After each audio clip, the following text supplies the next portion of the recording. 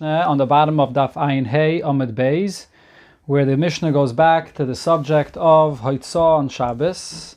In this Mishnah, we'll begin a new klal, which will continue in many other Mishnayos, carrying into the next Perek and to the following Perek as well. When it comes to the Malach of Haitzah, there has to be a particular shear of the size of the amount of food or whatever item it is that you take out that's fit for its particular use. If you take something out on Shabbos from Rishus HaYachid to Rishus HaRabim, or vice versa, and it's something which is too small to be used for anything, it's not stored, it's not used, it's usually thrown in the garbage, so your malacha which was done was pointless, then there's no Isser of Eitzah, Minat Torah. But there has to be a particular shear, it has to be useful, it has to be a size that's going to be kept. And this Mishnah will begin this subject, and there will be a discussion going on, many Mishnayos discussing shiurim of all kinds of items. Zok the Mishnah, v'oid klal ache omru. In addition to the klal Gadol mentioned in the beginning of the Perek, there was another klal that was said pertaining to the Malach of Haitzah, which is as follows. Kol ha'kosher la'atzniyah. Anytime a person takes out an item which is kosher latzniya, which means a person stores it away. It's something that people will use. It's fit for human use. Umatzniyan kamayu, and it's a large enough of a size that people consider it to be big enough to use. V'haitziyoi b'Shabbos, and he took it out on Shabbos. So then chayev chatas. He'll be chayev chatas for taking it out. Chayev chatas olav. You'll be chayav chatas for this. If it's an item that's not meant for human beings to use, it's something that people don't care for, they'll throw it out. Or even if it's something that is something that people do use, but it's not large enough. It's something that is not choshev because of its size. And he took it out on Shabbos. If this particular individual did store it, and then he takes it out, so we see that for him, because he stored it, he shows that for him it's significant enough, then it'll be chayiv. But for any other person that takes it out, so we consider it to be too small or not fit for use, so therefore it'll be potter. Zok the Gemara, we learned in the Mishnah, kol ha'kosher la'atzniyah, something that people will store away. Then you chayiv. Lafuke, what would this exclude? Rav Papa says, Lafuke dam nida. This excludes the blood of a nida, which has absolutely no use, and therefore it's thrown out. Person keeps it, then he takes it out on Shabbos, then he's going to be potter. Mar Ukva says, Lafuke atze asheira. The Mishnah comes to exclude a branch, a part of an Asherah tree, which is Avodah Zarah, and it's Asa Bahana. So you're obligated to get rid of it. You're not allowed to have any Hana of it. You take this out on Shabbos as zero use, and therefore you potter. Now the Gemara clarifies. Man dam nida, the one that said that it comes to exclude the case of dam nida, which has no purpose. Kol sheken atzi Asherah. Definitely he would agree that this applies to Atzi Asherah, which not only has no purpose, but it's actually asabah not. It's forbidden to have any benefit from it. So definitely it's not a malach of Eitzah when it's something that you're not allowed to have any benefit from it. Manda Amar Atzi Asherah, the one that says that if you take out a branch from an Asherah, which you're not allowed to have Hana, that you won't be chayav for the malach of Eitzah. Aval dam nida mitznale l'shunra. But the blood of a nida could be kept in some cases to feed for a cat. So therefore it's not something which is completely useless. Now the other opinion that says that even dam nida as well cannot be used at all, and therefore if you take it out on Shabbos you potter. The answer is kivin the cholsha loy mitznale. Saving it, keeping it, and feeding it for a cat is not a good thing. It brings chlishus to the person. And therefore, it shouldn't be saved for a cat either. In usual cases, it's not saved for this purpose, and therefore you potter. You have a similar concept in the Gemara in Nida, which is more known regarding nails of a person. That the nails of a person should be burnt or should be discarded and not be left around because it's a sakana if you walk on them. Similar concept over here, Taisus over there compares it to.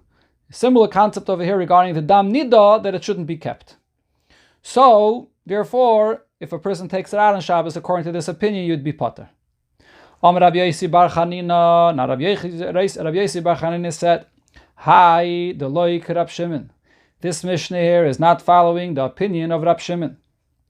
Our Mishnah that says that if people will regularly use this and will regularly use this size, then anybody would be chayav for this. We're not going to look at the individual to see, are you using this size? Is this a size that for you is significant enough? It doesn't matter. If the average people will use this size, so then you'll be chayav.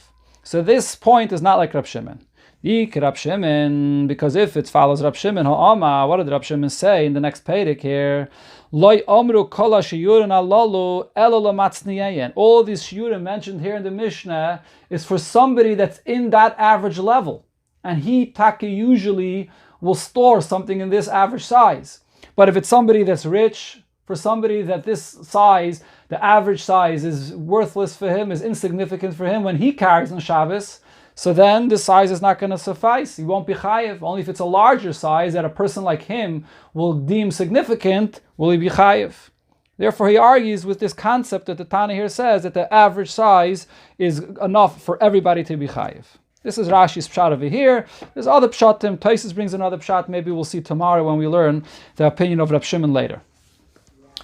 Zok the Gemara weiter. We learned in the next case of the Mishnah, v'chol she'eina kosher latzniya. If it's something that people don't usually keep, or a size that people don't usually keep, so then only the individual that stored it before and made it clear that for him it is chashuv, will he be chayiv. For anybody else, though, you'll be potter. Rabbi Lazar says, Rabbi Lazar, the loik Rab Shimon ben Elazar. This statement from the Seif of the Mishnah does not follow the opinion of Rab Shimon ben Elazar. Tanya, we learned in Abraisa, Klal Rab Shimon ben Elazar. Rab Shimon ben Elazar said the following rule: Kol she'eina kosher latzniya, something that's not fit for storing. Ve'ei matzniyin kamayu, and the size is small enough to be stored. But for this individual, he wants it or needs it, and he does store it. And now somebody else comes and takes this item and takes it out on Shabbos. The individual that took it out on Shabbos will be chayiv since somebody else took it and stored it and gave it significance. So therefore, whoever carries it, even if you did not store it, and you did not show that it's significant for you, but since somebody else stored it, that's enough that you'll be chayiv through his machshavah, through the fact that he was machshav it, that when you take it out, you're chayiv. Very interesting concept. This one person could be machshav for somebody else, to be chayiv, even though for you it's insignificant. Zog the Mishnah, Hamaitzi Teven Kimeloi Pi Param. So now the Mishnah begins with various different shiurim of sizes, of how large it has to be significant for its intended use. So if you take out Teven, which is a straw, processed straw that's used for a cow. So if it's the size of a Meloi Pi Para, the mouthful of a cow, or the next case, Eitza, Kimuloi Pi Gamal. Eitza, which we'll see in the Gemara, is another kind of straw. That's the feed of the food for a camel. So this the mouthful of a camel. Amir, straw, yet another kind of straw. Kimuloi Pi Tle, the mouthful of a lamb. Asavim, Kimuloi Pi Gdi, grass, the mouthful of a kid. Alei Shum. Okay, so far we have all these different cases. What we see here in the Mishnah is that what is the shear? The shear is according to the size of what it's used for. It has to be kimuloi pi pada, if it's used for a pada, and so on. Each one according to the shear that it's used for. Ale shom v'ale bitzalim, leaves of garlic or leaves of onions. Lachem, if they are moist, kegreigeris, then the size is a fig, a dried fig, which is the shear that's always used for human consumption.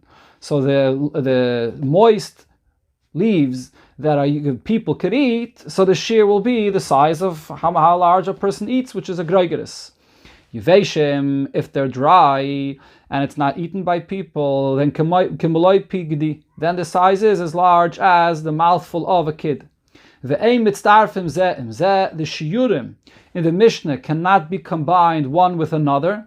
If you're going to have partially a mouthful of a pada and partially the mouthful of a gomel, 2 halves, a little bit of teven, a little bit of eitzah, and combine them both together, it will not combine.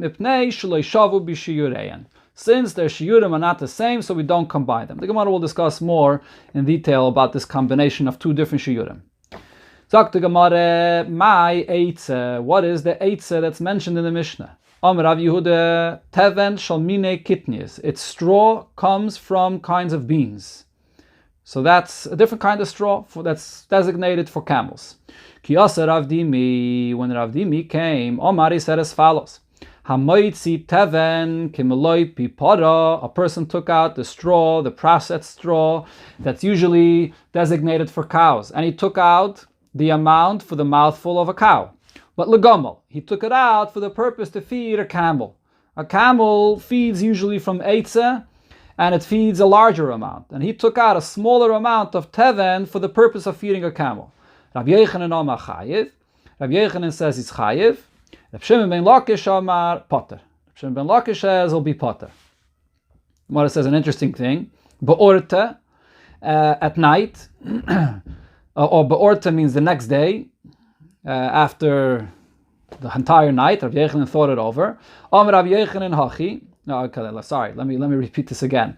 Be'orte, Amar Rabbi Yechanan Hachi. At night, Rabbi Yechanan said his opinion that in such a case you would be chayiv. But then Letzafra, the next morning, Hadabe, he retracted his opinion, and he agreed to Reish Lakish that in such a case you'd be potter. Amar Rav Yosef. So Rav Yosef commented about this. Shaper Aved Hada. He did well the fact that he retracted his opinion. And now he explains why would you be potter here.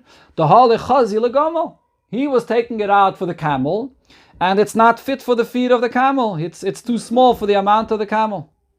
Amalei Abaye disagrees. Adrab, on the contrary, kidmei kore mistavre, like Rabbi Yechanan said in the beginning that you should be chayiv, makes more sense logically. The hachazil pada, what he took out is large enough to be fit for the pada, and therefore it does have the shear. It's something which is fit for storing. It's fit for putting away and useful for a pada. The fact that now he took it out for a gamal doesn't matter. It's a size that's fit enough to be stored and to be used. So he'll be chayiv. Elo, so rather, ki Ravin Amar, when Ravin came, so he repeated the machlokes of Rabbi Yechanan and Reish Lakish different than the way Rav Dimi reported it before. So Amar, he said as follows: if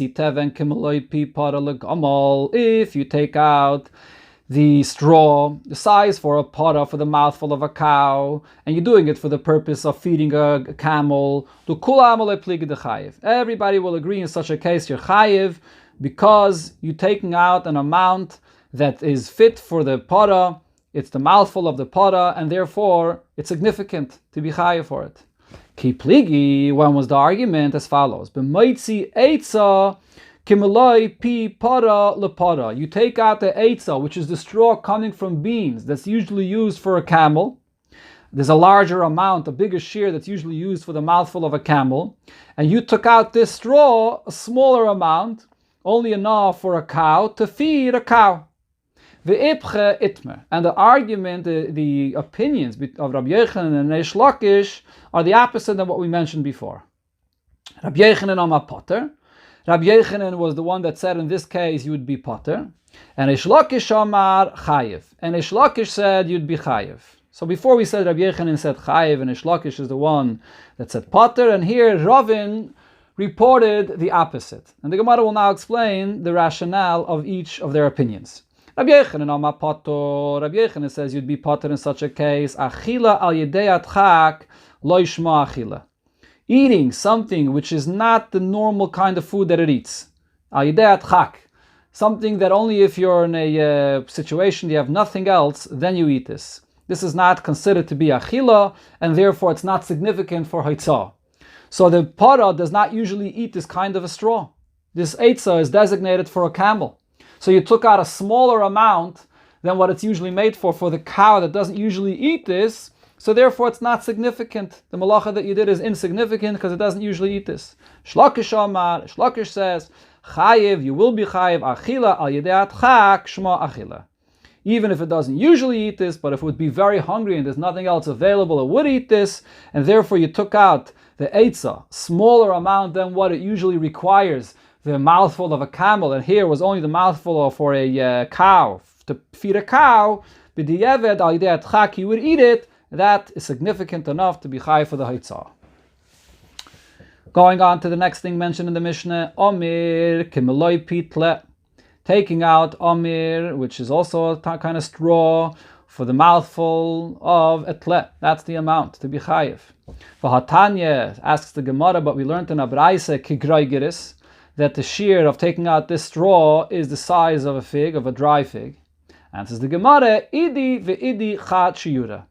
The mouthful of the lamb and the mouth and the shear of a groigeris, of a dry fig, is the same. The Tana of the Mishnah, as Taisus here explains, tells you the shear of maloi pit le because that's what its purpose is for. That's what it's used for. So it's explaining to you what the shear is about. But really, it has the same shear as a groigeris, which is the shear for something that's eaten by people. Next thing it said in the Mishnah, ale shom ale bitzalim lachim ke groigeris. The yeveshim kimloi piagdi. You have these leaves, if they're moist, so then it's a groigeris, a person could eat it. If it's dry, so then it's for the mouthful of a kid. And then the Mishnah said, Ve'eim etztarfim zeh im zeh. We don't combine these shiyurim one with another, mipnei shalei shavu b'shiyurein, because their shiyurim are not equal. Omer Rabbi Yosi bar Chanina, so Rabbi Yosi bar Chanina explained, Ein mitztarfin l'chomer shebehen. You cannot be mitzdaref to what's more chomer. Chomer in this case, as Rashi explains, means the size, the smaller size. What requires a smaller size is called chomer because it's more stringent. You'd be chayiv on Shabbos even with a smaller size. So you can't be mitzdaref to a smaller size. Aval mitzdarfin lekal shebehen. But you could be mitzdaref to a kal to be mashlim. What's something that's more chashuv could be mashlim, something which is kal, meaning it requires a larger size, so that you could be mitzaref to. If you have something which has more chshivas, because even a smaller size you'd be chayav for, so then it could be combined to something that needs a larger size because it has less chshivas. But if it's the other way around, if you're being mitzaref something that has less chshivas, it requires a larger size to be chayav. You want to be mitzaref that to something that has a smaller size and has more chshivas, then you can't be mitzaref. So the Mishnah, the statement of the Mishnah is not always true. It depends if it's to a kal or to a chomer. So the Gemara questions this: when you have two different things that don't have the same shiur, mi mitzarfin, is there any case that I could say that you could be mitzaref them? But what nan? Learned in a Mishnah, and this is regarding the tumah of a medris, which we had a couple of times before here in the Gemara. The tumah of a medris is a zov, where in a case that he sits on something, even if he doesn't touch it, but he's just sitting or lying or putting his weight on something, leaning on something, that's the medris, that he puts his weight on something. If it's designated for that, then it will be tummy. So the Mishnah here, a Mishnah in Kalim, gives us the minimum size of various different materials that could be considered designated for this and useful to put your weight on it or to sit on it, and therefore it become tummy. Ha-beged, a garment, a woolen garment, gimel al gimel, 3 by 3 tvachim. Ha-sak, a sack cloth which is made from goat's hair, as we learned already earlier in the Gemara, dalid al dalid, 4 by 4. Ha-oir, the leather or hide made from the hide of an animal, hay al hay, 5 by 5 tvachim. Mapots, which is a machzeles, a machzeles is vav al vav. It's the tip of my tongue, I'm sorry. It's 6 by 6 tvachim. So we have various different sizes over here. A mat, okay, that's what it is. A mapot is a mat. V'tani Allah, and we learned about this in a braisa. Ha-beged v'hasak, the beged, the garment, together with a sack, with the sackcloth. Ha-sak v'ha'oir, the sackcloth together with the hide of an animal. Ha-oir v'ha-mapots, the hide of the animal together with a mat. Mitztarfen zeh im zeh. They could combine with one another to make up the size, the minimum size necessary that it should be tummy. V'amar Rab Shimon, says Rab Shimon regarding this, Ma tam, what's the reason you could combine them? Because they all have the common usage that the person will sit on it, the person will use it even if you combine two different things together, so therefore they're combined to be used for the same purpose. So now the Gemara says, the reason why we allow this combination, that it should become fit for Tumah, because they are fit to be used for the person to sit on them. So therefore, it becomes Tumah. But if they're not used together, if the person doesn't use them together, so then you would not combine these two different things. So applying it back to our Gemara, if you have these different things that are used for different animals, and they're not combined together. There's the teven that's used for the cow, there's the eitzah used for the gomel, there's the other straw, there's the omir used for the tle, and so on. So they're not used together at all. So what would be the basis to combine them in any circumstance?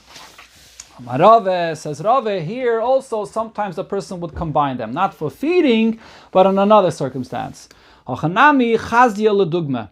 It is fit to be together in a case where a person is putting it out as a presentation, as an example. When a person puts out, let's say in a storefront where he's selling these animal feed, and he presents the different feeds that he has, so very often a person will combine them together. As Rashi explains, if you make small piles, very small piles, the wind will blow it away. So he might want to combine a few different things together to have a bigger pile so it won't be blown away. So we see that there is a scenario where it's combined together, and therefore it could be combined in some cases, as the Gemara explained before, for the shear of Haitzah on Shabbos. Sagt the Mishnah, Hamaitzi oichlem kegroigeres, taking out foods that a person eats, so the shear is a kegroigeres, the size of a dried fig, and yechayev. Umitztarfen zemzem, and you could be mitzaref, all kinds of different foods, one with another. Because they have the same shear of a kegroigeres.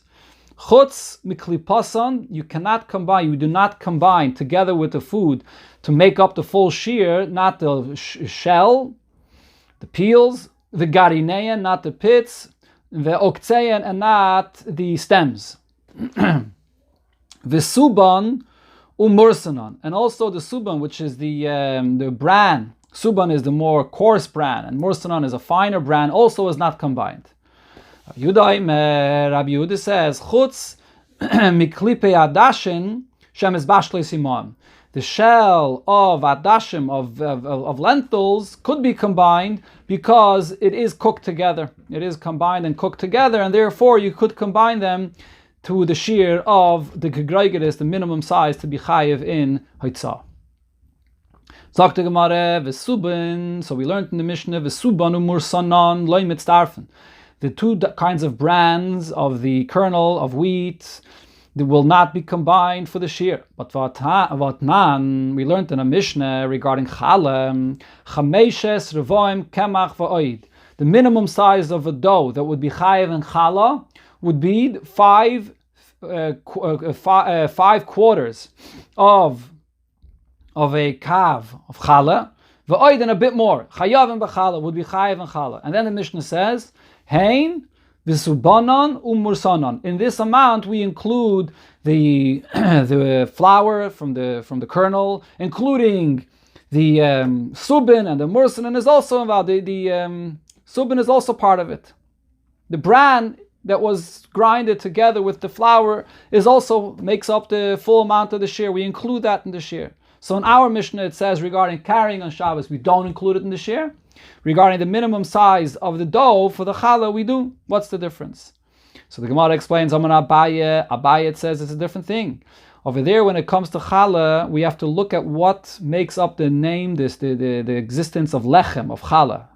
Shekain ani oichel pitoi beisa belusa. A poor person would eat bread even when it's mixed in with this bran, even if it's not white, perfect flour, he also includes it. And therefore, as Rashi explains, it's called lechem ha'aretz. The obligation of challah is to take from lechem ha'aretz. So since an ani, a poor man, eats it this way, it's considered could be defined as lechem ha'aretz. So it's included in the amount, the minimum amount necessary.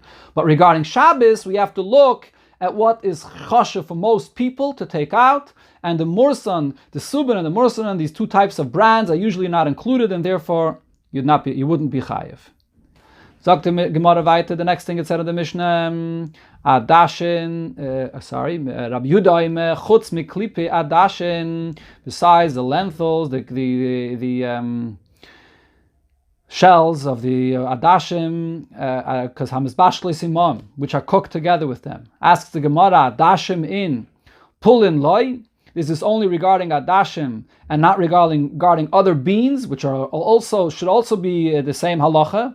And we actually learned in a Braisa, Rabbi Yehuda oimer chutz miklipe pulin ve'adashim, that except in a case with the shells of both pulin and adashim, even beans as well, we say that since it's cooked together with the shells, therefore it can combine to the size, the minimum size to take it out on Shabbos. Answers the Gemara, loy kashya. It's not a question. Ha b'chadeti, ha ba'atiki. If it's beans that are fresh, so then it's cooked in the shells and that will combine to the shear. But if it's old or older and then people do not combine the shells, people do not cook it with the shells, so then it will not be combined. And the Gemara explains, Atiki my time maloi. Why, if it's older shells, does it not combine and you would not be chayiv? Because it becomes black, as Rashi explains, and it looks like that you have, people don't want to eat this. It looks like you have flies in your pot. You're cooking something that's black that you won't eat. It just looks like flies in your pot. And therefore, it does not combine to the full shear. Hadron Allah klal gadol, Hadron Allah klal gadol, Hadron Allah klal gadol. We finished this Perek, Baruch Hashem. In Mitzvah Hashem tomorrow, we will continue with the next page.